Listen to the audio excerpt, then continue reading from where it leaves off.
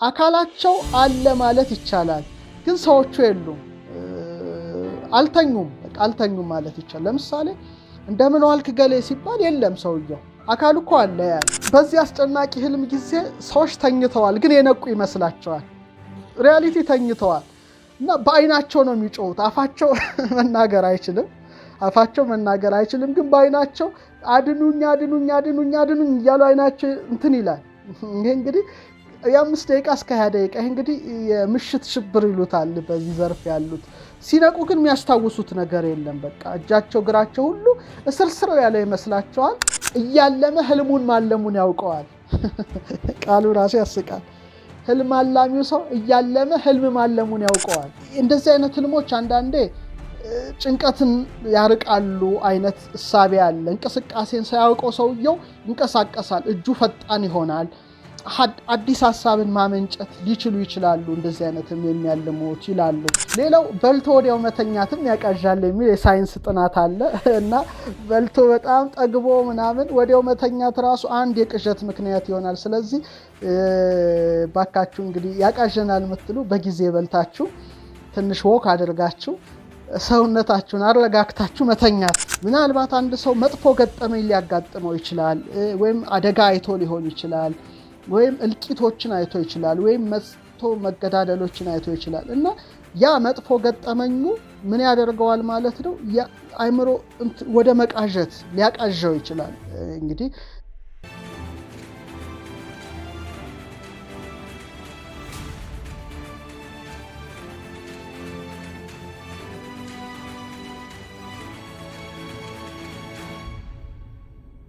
የቀን ህልም ምንድነው ነው? አሁን ዴድሪም የሚባለው እንግዲህ ቢያንስ ጥናት እንደሚያሳየው በአማካይ አንድ ሰው ከ70 እስከ 120 ደቂቃ በመንቃት ደረጃ ሆኖ ሊያልም ይችላል የሚል እሳቤ ነው።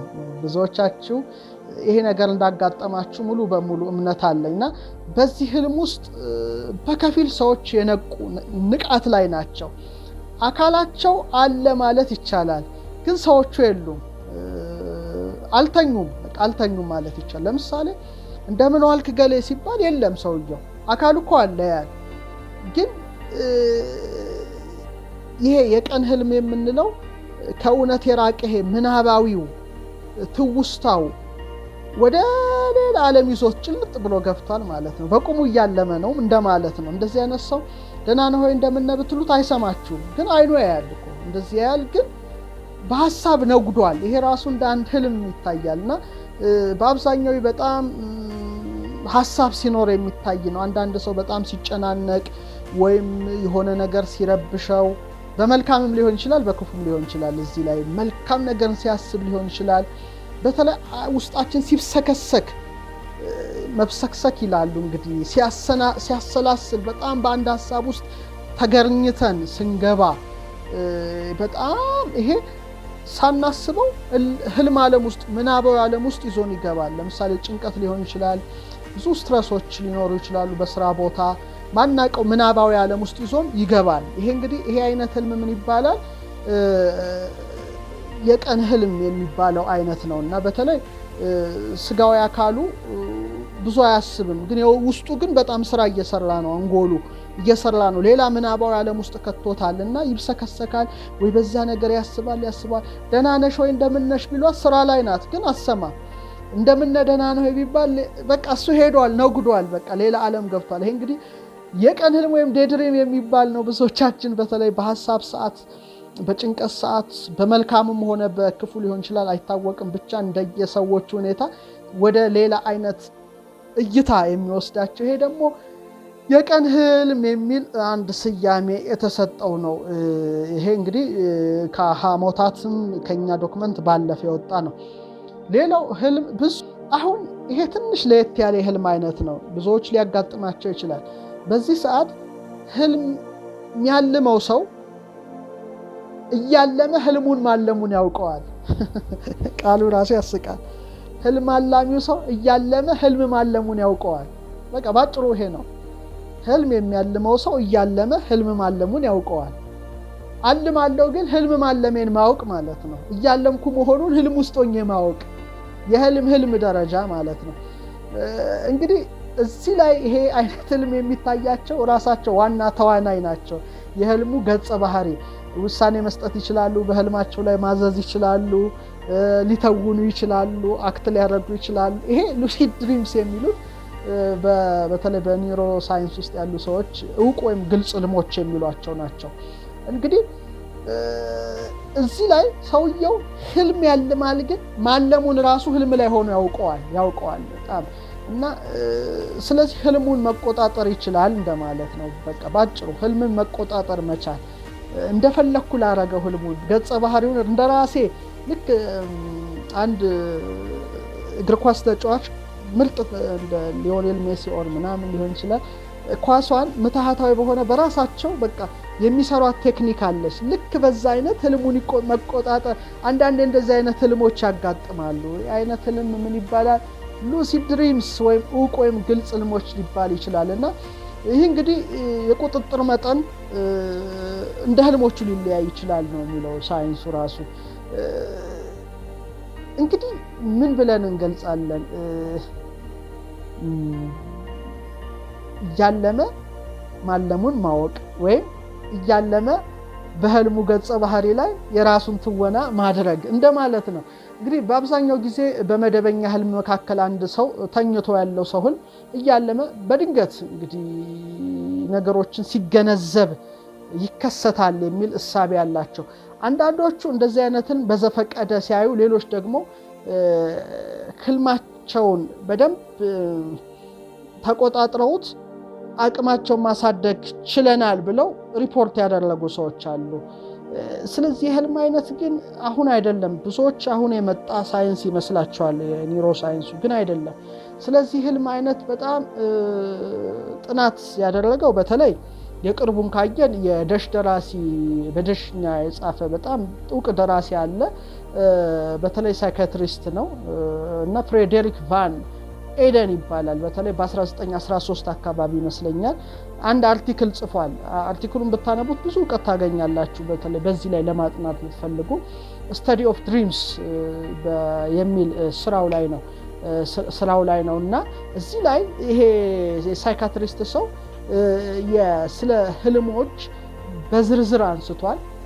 ካነሳቸው መካከል በተለይ የራሱን ህልም መዝግቦት ነበረ። በተለይ ከጃንዋሪ 20 1898 እና እስከ ዲሴምበር 26 1912 ባሉት መካከል ያለውን ህልም መዝግቧል።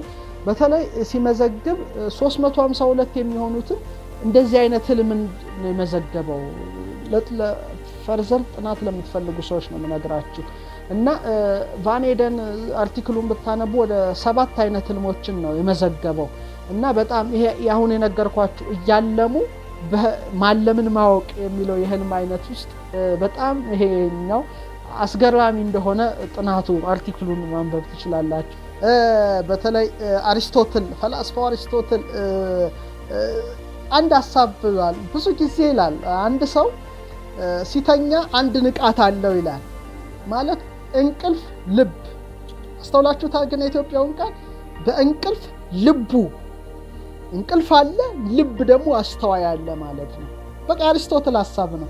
አንድ ሰው ሲተኛ አንድ ልብ ወይም አንድ ንቃት አለ እና ራሱ እንደተገኘ የሚያውጅ ግን ህልም ነው ይላል። ራሱን ተገኝቶ ይላል። ይሄ በጣም ጋለን አለ በዚህ ላይ የፔርጋሞኑ ጋለን ፊዚሽያኑ በዚህ ዙሪያ ጽፏል።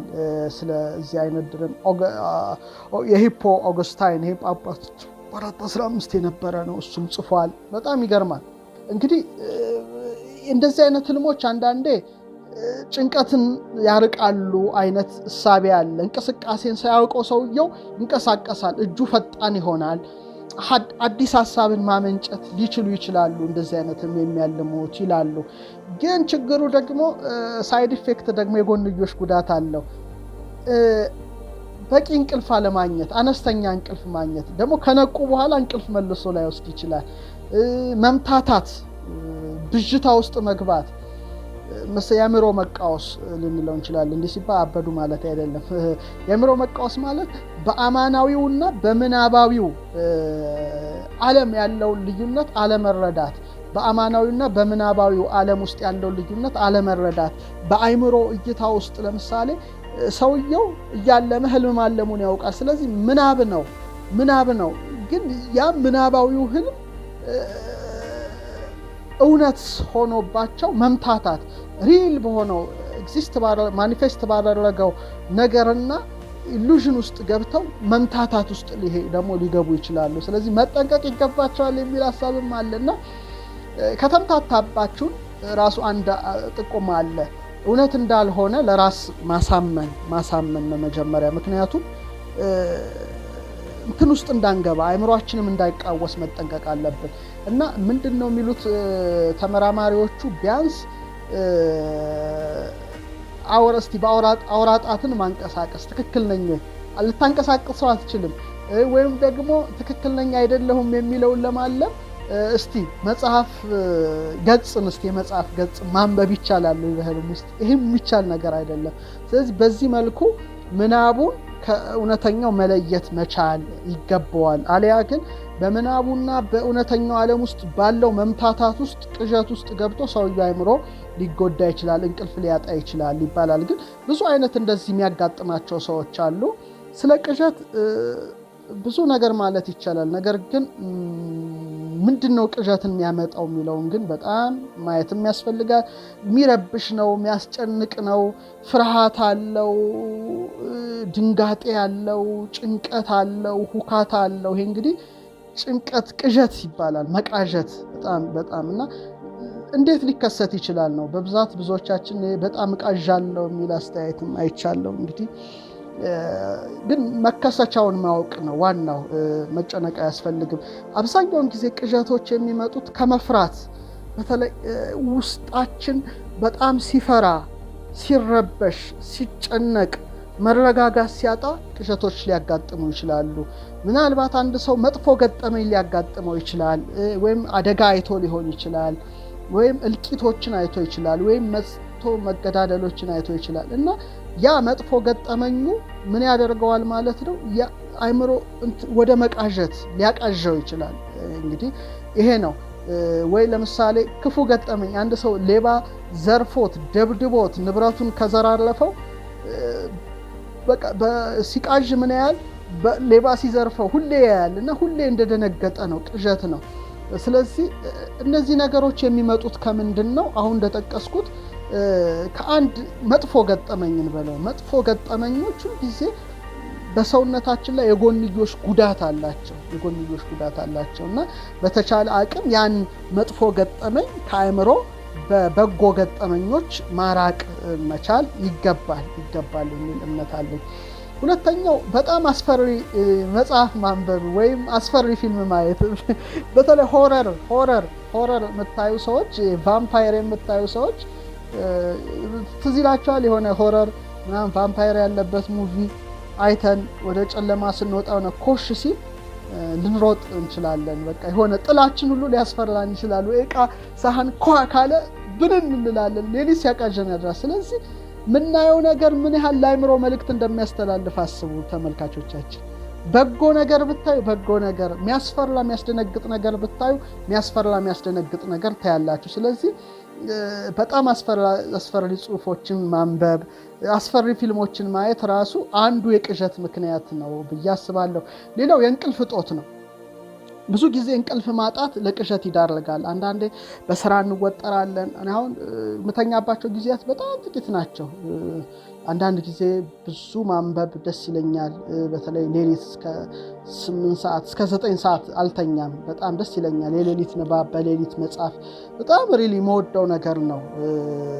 በቃ አብዛኛውን ጊዜ ከእንቅልፍ ሊወስድ የሚችለው ከ9 በኋላ ነው በኢትዮጵያ አቆጣጠር። ማለት ማታ አነባለሁ፣ ስታርጌዝ አደርጋለሁ፣ አንዳንድ ስራዎችን ላፕቶፔ ላይ እሰራለሁ።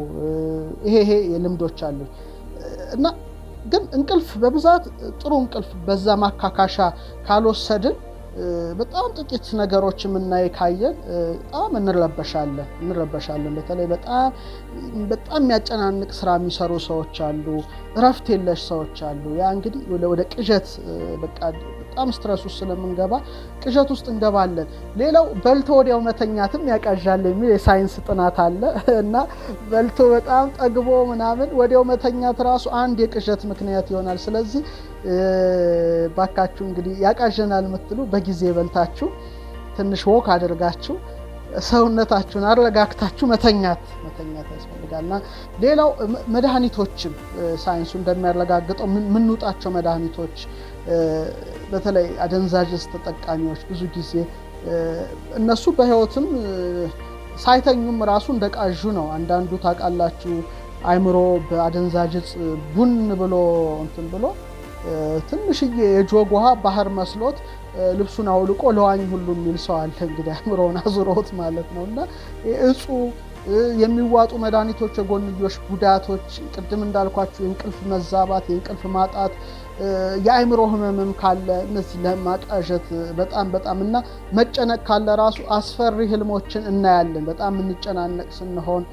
ስትረስ ውስጥ ስንገባ ቅዠት ይመጣል። እንግዲህ አብዛኛውን ጊዜ መቃዠት ውስጥ ምን አለ ሲባል ሁካታ እንትን ኢቭን አንዳንድ ሰዎች ሲያድኑት ስፓይ ሰላይ ሆኖ ምናምን ሲያድኑት ሁሉ በቃ ሲያባረሩ ሲያሯሩጡት ተራራ ውስጥ የሆነ ዋሻ ውስጥ ሲገባ ባህር ውስጥ ሲጠልቅ በቃ እንዲሁ ሌሊቱን ሙሉ እንደተጨናነቀ ይነጋል። አንዳንዴ ሊሞት ሲል ሲተኩሱበት ምናምን ያህል ግድያ ያለበት ሞት ያለበት ውካታ ያለበት ያለ ይህ እንግዲህ የቅዠት አንዱ ባህሪ ነው። አብዛኛውን ጊዜ ግን ቅዠት ህፃናት ነው የሚያዩት። አዋቂዎች ላይ ብዙም አይደለም። በተለይ ከ3 እስከ 6 ያሉና እናቶች ይሄን ያውቃሉ። ልጄ ባተተብኝ ልጄ ምናምን ይቃዠብኝ ይላሉ እናቶች። በጣም ይጨነቃሉ። ህፃናት ላይ አብዛኛውን ጊዜ ያጋጥማል። ግን ከ10 ዓመት በኋላ እንደሚቀንስ ጥናቶች ይጠቁማሉ። እንግዲህ ግን ሴቶች በህፃንነታቸው በተለይ በኮረዳነታቸው ዓመታት ከወንድ የበለጠ ቅዠት ያያሉ ይላል ሳይንስ። ለምን እንደሆነ አላውቅም። ግን ለየት ያለ ቅዠት አይነት አለ። ደግሞ ቅዠት ሲባል አብዛኛውን ጊዜ ናይት ቴረር የሚባል አለ። ይሄ ግን ትንሽ ለየት ያለ ነው። ብዙዎች ጠይቃችሁኛል፣ ጥያቄዎቹ ላይ አንብቤዋለሁና ግን ከቅዠት የተለየ ነው። ነን አርኤም ስሊፕ ላይ ነው የፈጣን የአይን እንቅስቃሴ በማይኖርበት ጊዜ የሚታይ ፈጣን የአይን እንቅስቃሴ ያለ ነው ቅዠት። ይሄ ግን ሳይታይ የሚታይ ነው። ይሄ እንግዲህ ከ5 እስከ 20 ደቂቃ የሚፈጅ ነው እንደ ሳይንሱ ጥናት። እንግዲህ በዚህ አስጨናቂ ህልም ጊዜ ሰዎች ተኝተዋል፣ ግን የነቁ ይመስላቸዋል። ሪያሊቲ ተኝተዋል እና በአይናቸው ነው የሚጮሁት። አፋቸው መናገር አይችልም፣ ግን በአይናቸው አድኑኝ እያሉ አይናቸው እንትን ይላል። ይሄ እንግዲህ የ5 ደቂቃ እስከ 20 ደቂቃ ይሄ እንግዲህ የምሽት ሽብር ይሉታል በዚህ ዘርፍ ያሉት። ሲነቁ ግን የሚያስታውሱት ነገር የለም። በቃ እጃቸው እግራቸው ሁሉ እስርስር ያለ ይመስላቸዋል። ህፃናት ላይ ነው የሚባለው፣ ግን አዋቂዎችም እንደ አይነት ነገር ያጋጥማቸዋል ይባላል። አንዳንዶቹ ግን የሚያስታውሱ አሉ። ይሄ ነገር እንግዲህ ከቅዠት ለየት ያለ ግን ከ5 እስከ 20 ደቂቃ ደግሞ በሰዎች ላይ የሚመጣ ነገር ነው። እንግዲህ የሰው ተፈጥሮ እጅግ ይገርማል። ክቡራን ተመልካቾቻችን